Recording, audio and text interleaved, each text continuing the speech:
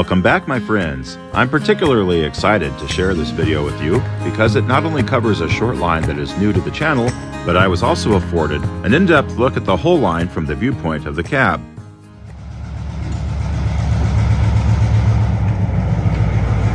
And not just any cab. After all, I work for Union Pacific and I see quite a few. But the cab of Oregon Pacific's SW1200s, another first for me. Here, switching inbound cars at Canby, the railroad took delivery of almost 30 cars the day before, as they always do on Sunday, from the Union Pacific Salem switcher, which I happened to be the conductor on the previous day. So the trip today was of personal nature to me, as I felt like I had a part in this chapter of Oregon Shortline drama, and was grateful to record it. We will look at the customers and unique switching practices the Oregon Pacific performs to get the cars placed where they need to be, all while enjoying the scenes afforded along this route in the northeast corner of the Willamette Valley.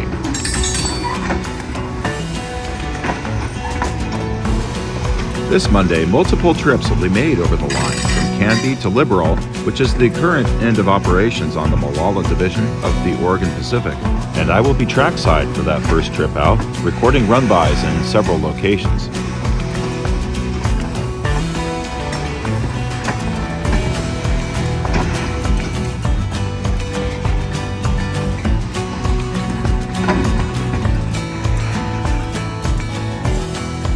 The Samuel brothers have just completed switching the first outbound train, and I would follow.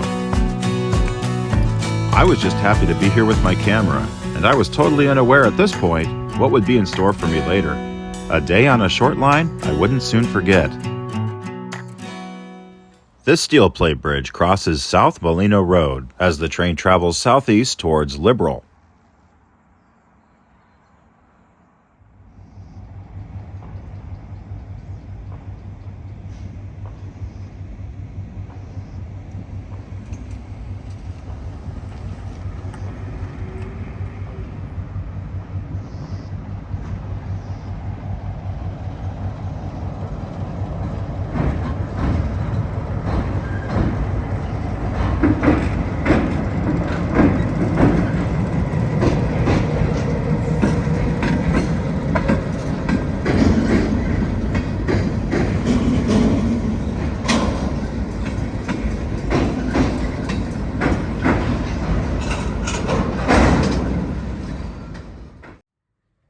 And South Molina Road once again crosses the tracks, this time at grade.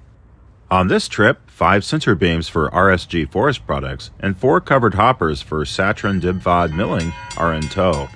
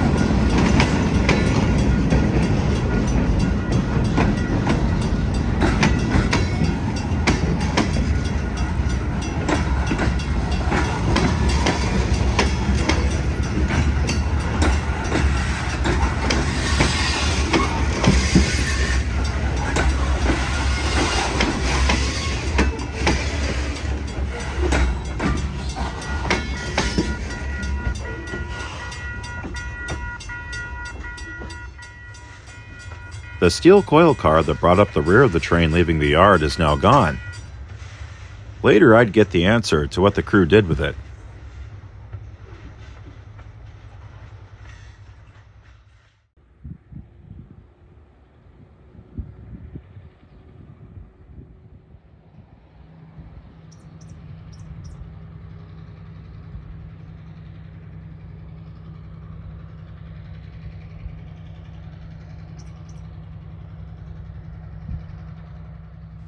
It was at Maxburg Road here that my luck really struck. After the passage of the train, I had a conversation with a maintenance of way worker who happened to be one of the owners of the line.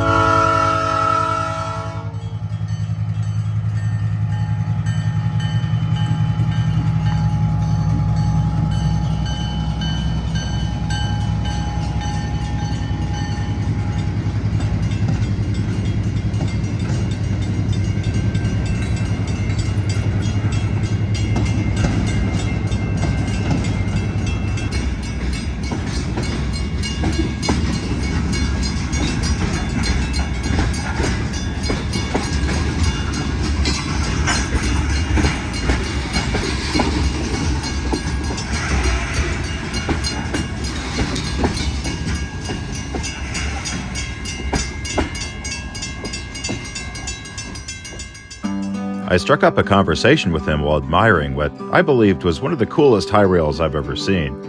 The man happened to be one of the sons of the railroad's founder, Richard Samuels, whose dream of owning his own railroad became reality when in 1991 he purchased the Portland Traction Company.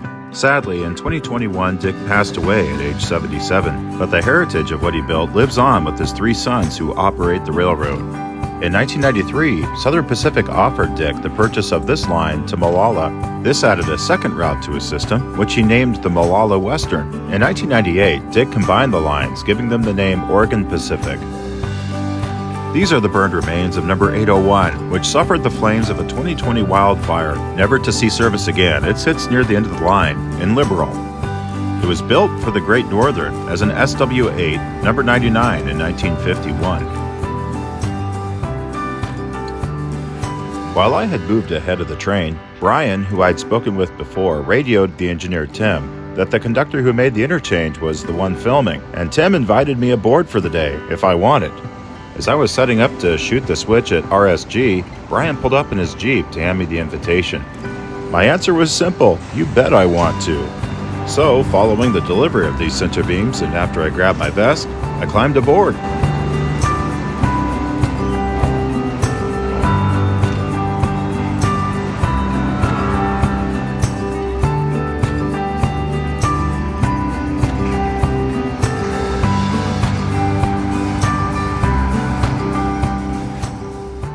RSG Forest Products has 5 mill locations between Washington and Oregon.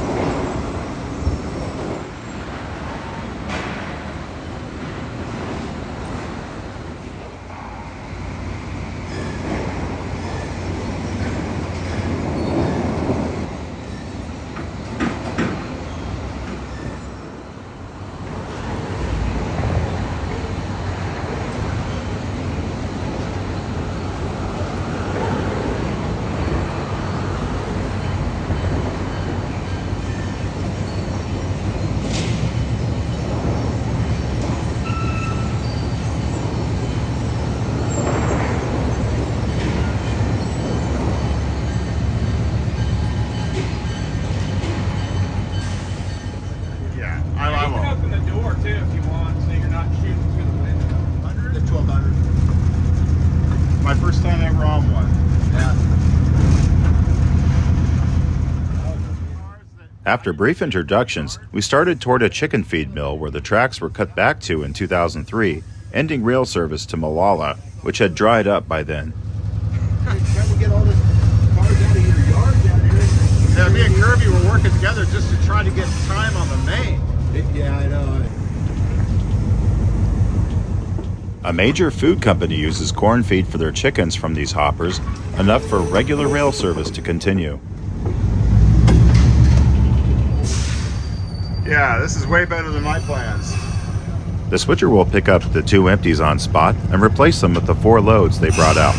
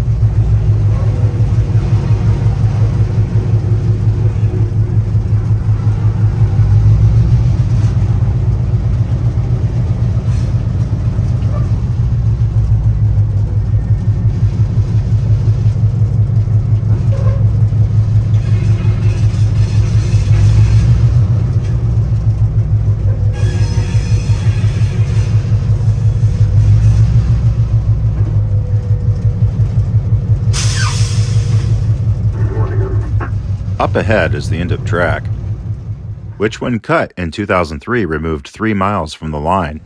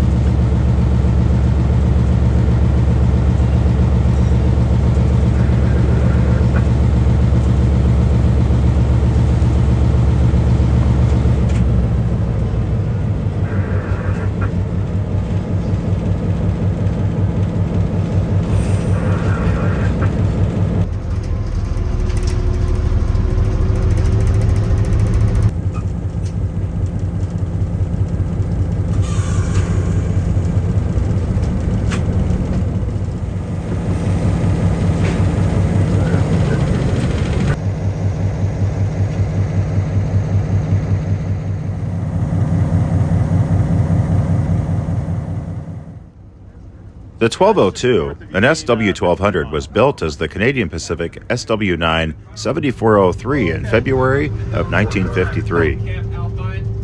Alpine, it must be your...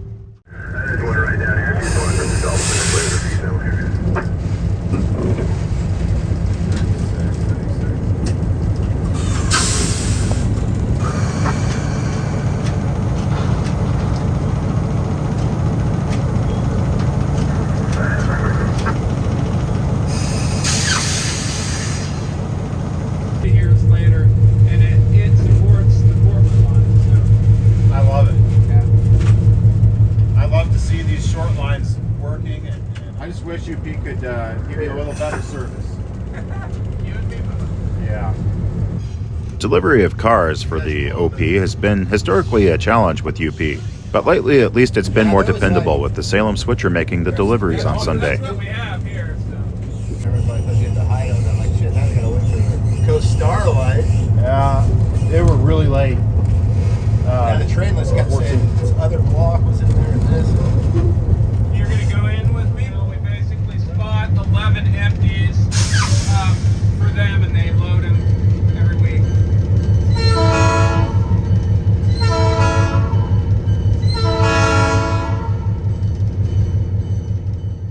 With switching at Liberal done for now, the engine departs light for Canby, while I enjoy a trip over the line.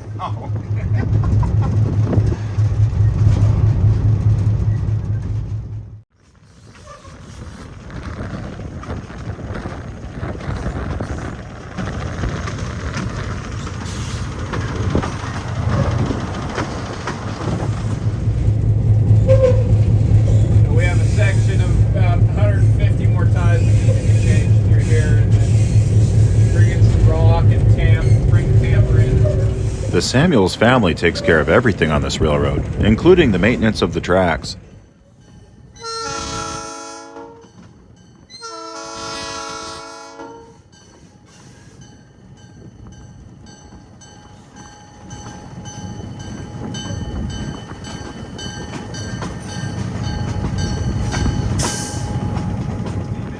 This is all 150 and a very late. You can tell it's a little nicer than that track was drawn up above. Oh yeah. That's all getting scrapped. Steam engines running on that back in the day for 40 years. Tim's talking about the rail off to the side, original 1912 rail from when this line was laid. Little by little, newer, heavier rails being laid, and tie replacement is a constant chore.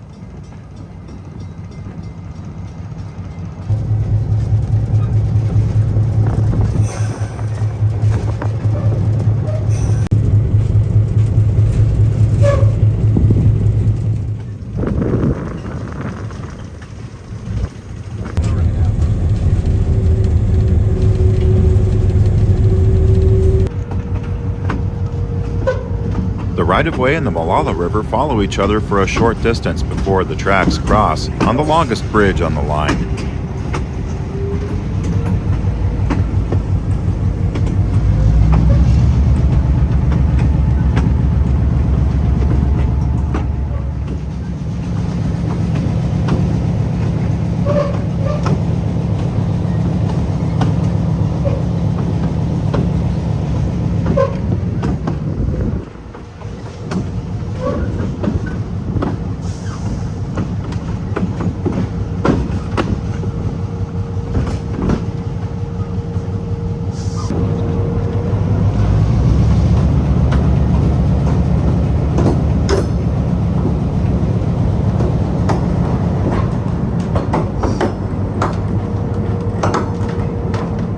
Until the mid-40s, the bridge over the Molalla River was a through-covered bridge.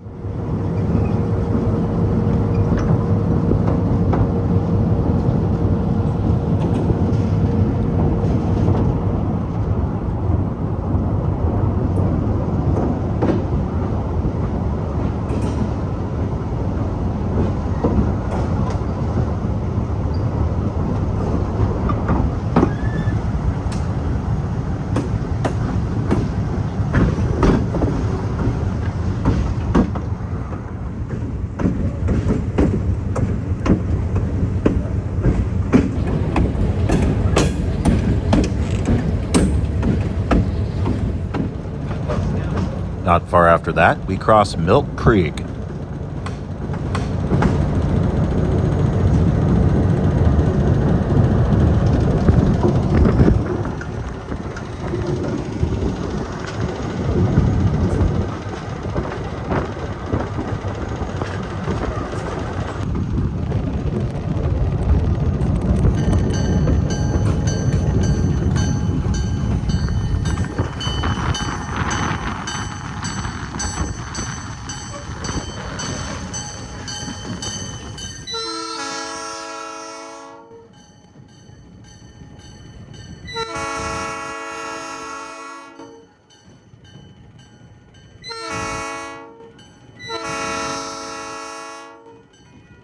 Approaching Canby, a very rare mid-July rain started to fall.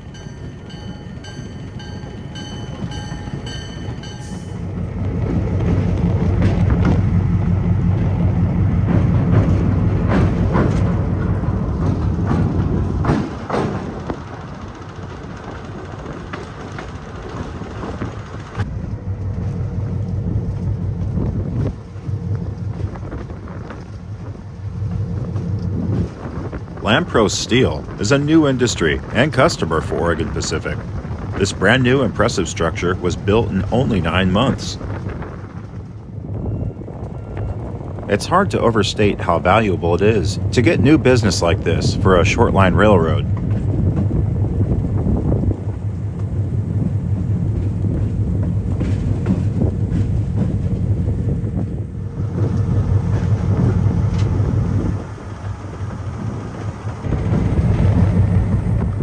Up ahead, I saw the steel coil car that was missing from the rear of the train earlier.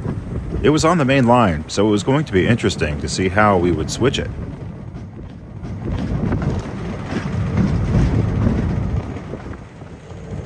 As it turned out, we would use a different locomotive to switch this car into the fourth and final customer on the line, American Steel. So the 1202 was tied down, and we headed up the hill for the 803.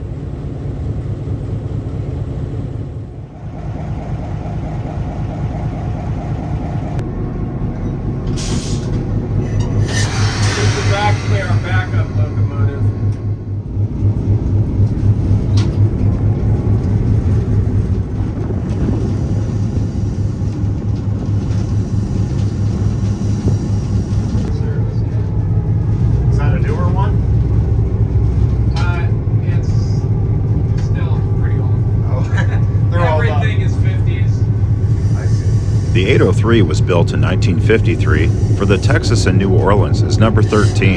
It then became Southern Pacific 1105.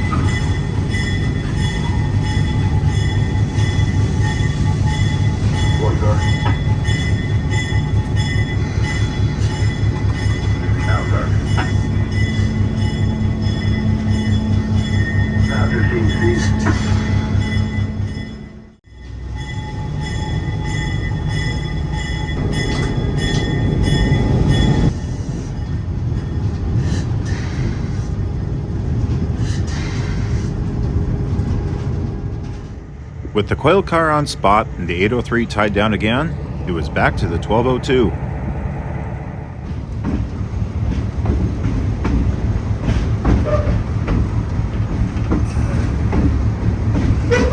OPR 901 has been sidelined with engine problems here at Canby. It was built for the Rock Island in 1950.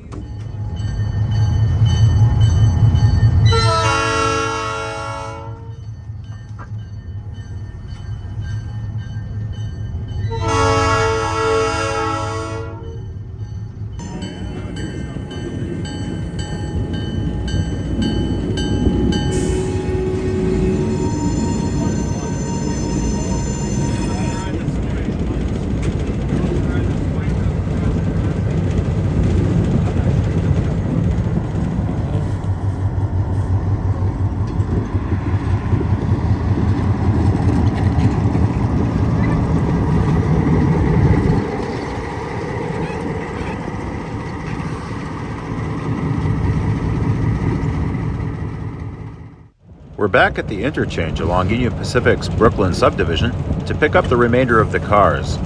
After crossing back over Highway 99 East, Craig will once again spend some time switching out a train for Liberal.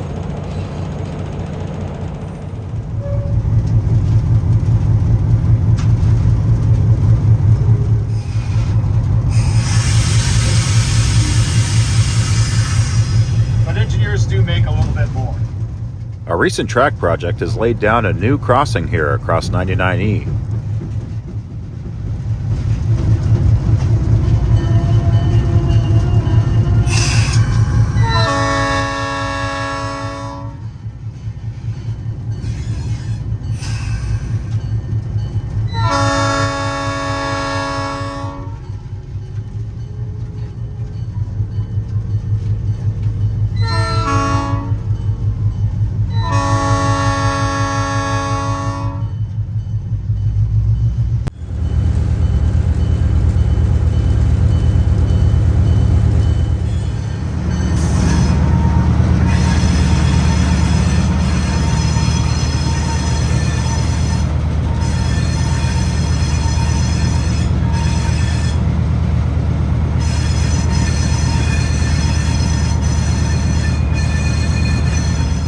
The Molalla Branch used to come out of Canby on a Y, but the north leg Y connection was removed from the siding.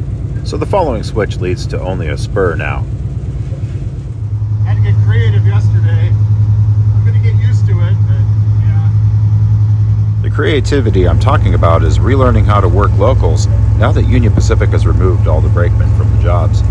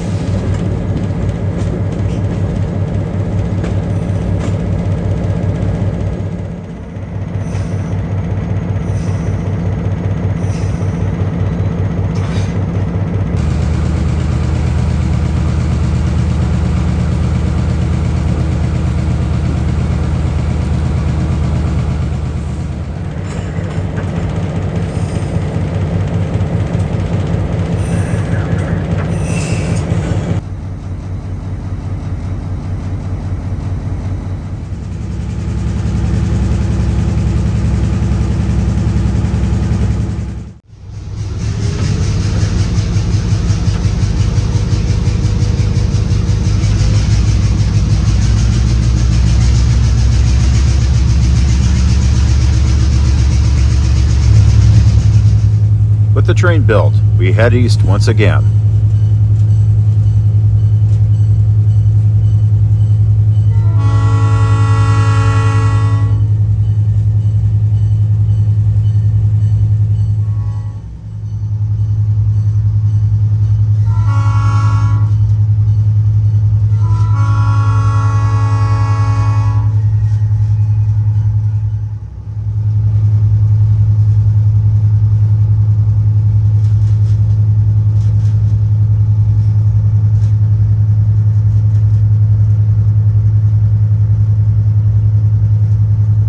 Also, once again, the coil cars will be cut from the rear of the train, past the switch to American steel.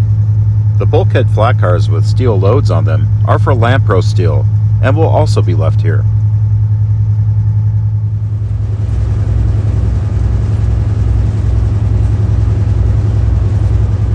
Nice balance of loads and empties coming in. Yeah. So all the loads for... The balance he's talking about is that no matter whether they're going out or coming in, there's always empties and loaded cars, so trains tend not to be overwhelmingly heavy. Although, the tracks do rise in elevation all the way east, with surprisingly a 1.1% ruling grade.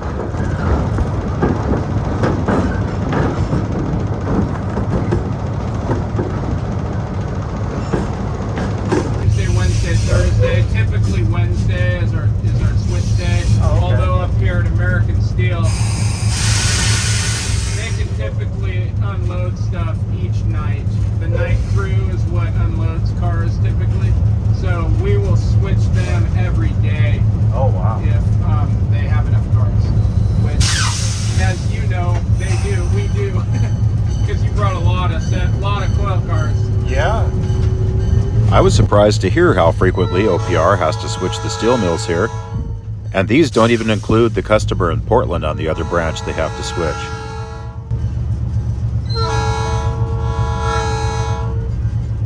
And then this is our high rail crane and spike pulling machine. Oh, okay. This is where we kind of store our landscape ties. Keeps them from disappearing in the middle of the night by having them kind of trapped in here. So you sell them? When replacing old ties, you might as well get some money from them.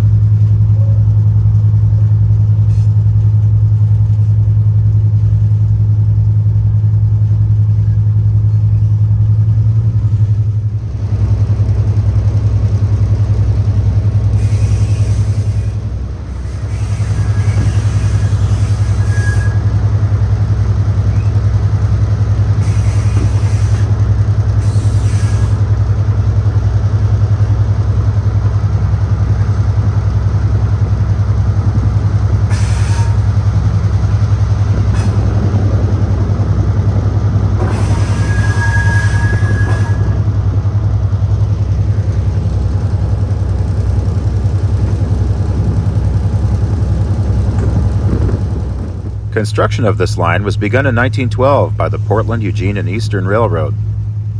However, by the time it opened in 1913, Southern Pacific had already acquired it.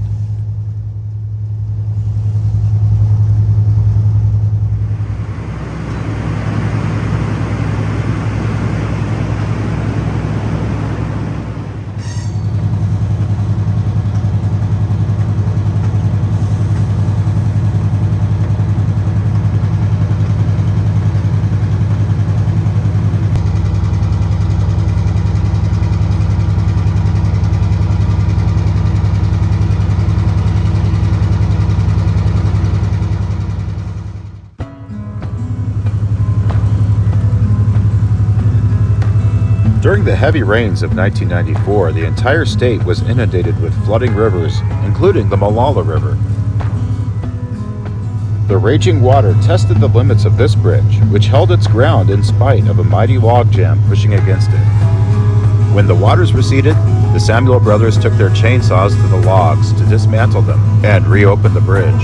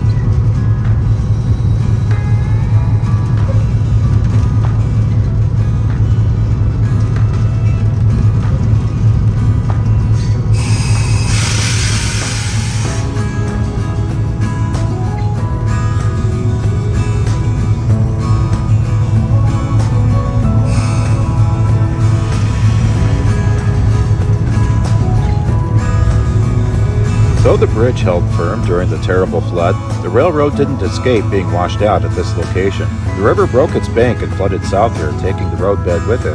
When the tracks were relaid, these pipes were put down with the hopes of avoiding any future reoccurrences.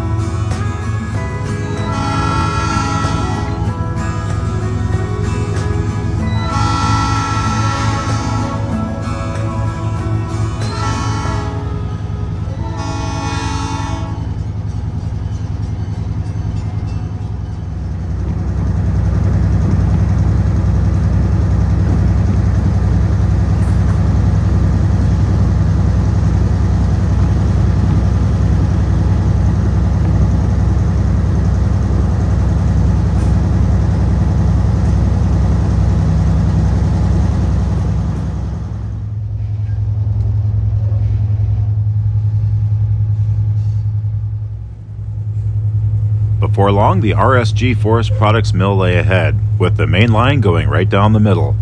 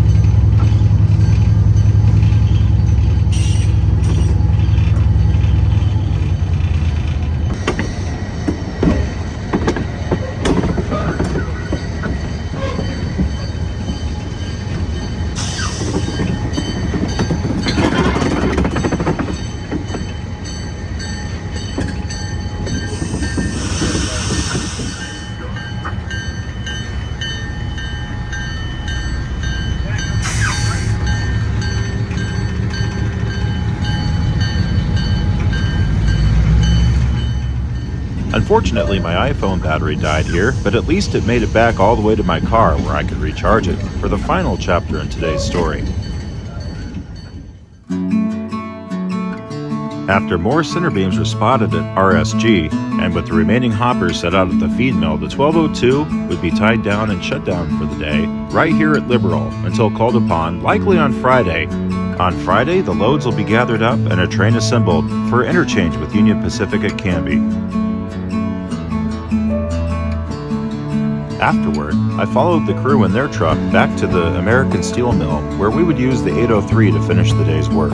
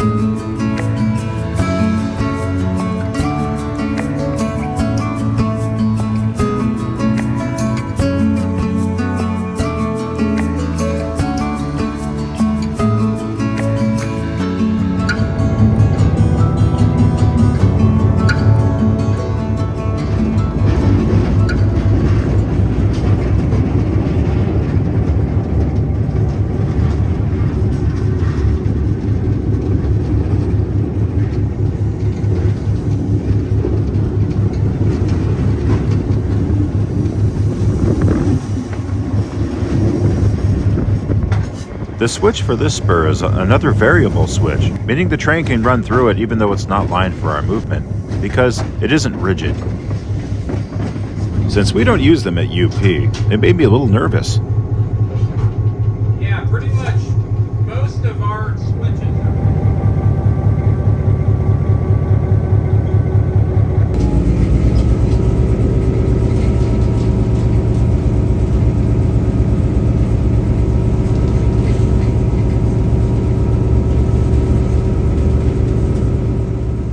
The new switch for Lampro's steel is just ahead.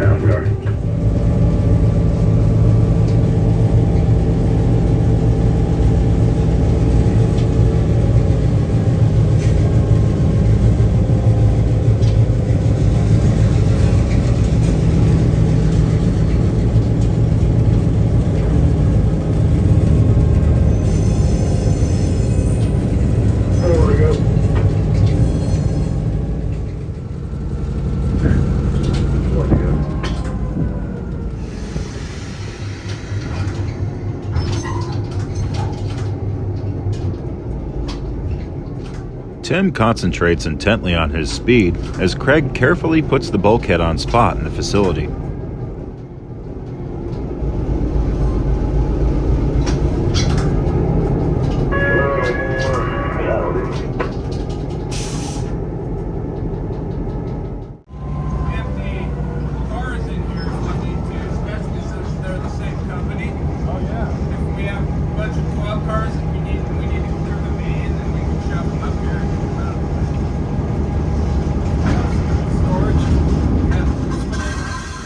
For a Shortline with only so much trackage, more storage space for cars is always welcome.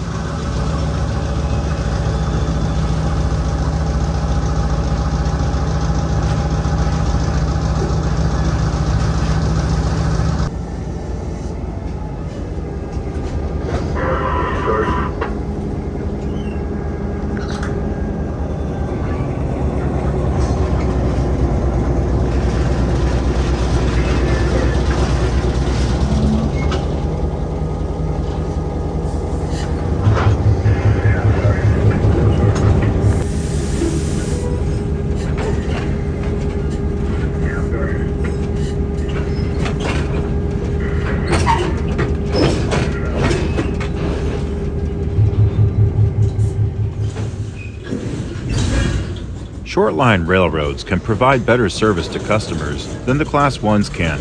In Tim's own words, if the customer needs a railroad car moved, they call me on my cell phone, and we come and do it for them. That's a level of attention to the customer's needs that big railroads simply can't match.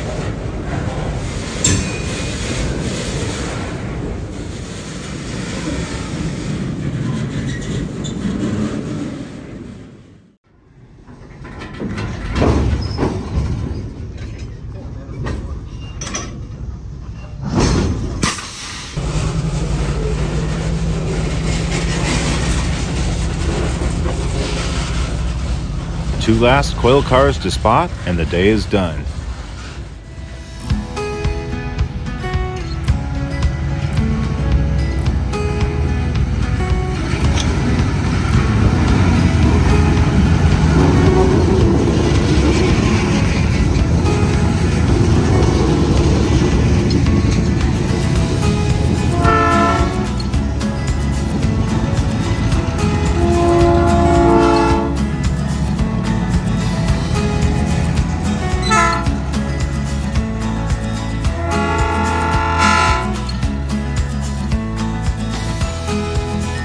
If Dick Samuels were still here today, I'm sure he'd be proud to see his railroad running just as good as ever under the watch of his own sons.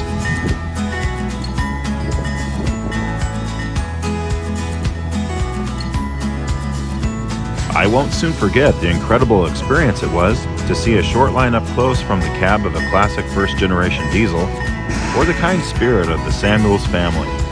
The journey was special, and I look forward to seeing them again someday. And thank you, friends, for taking the time to ride along. I hope you enjoyed the Oregon Pacific Railroad as much as I did. This is Pacific Rail Productions, tying up for the day.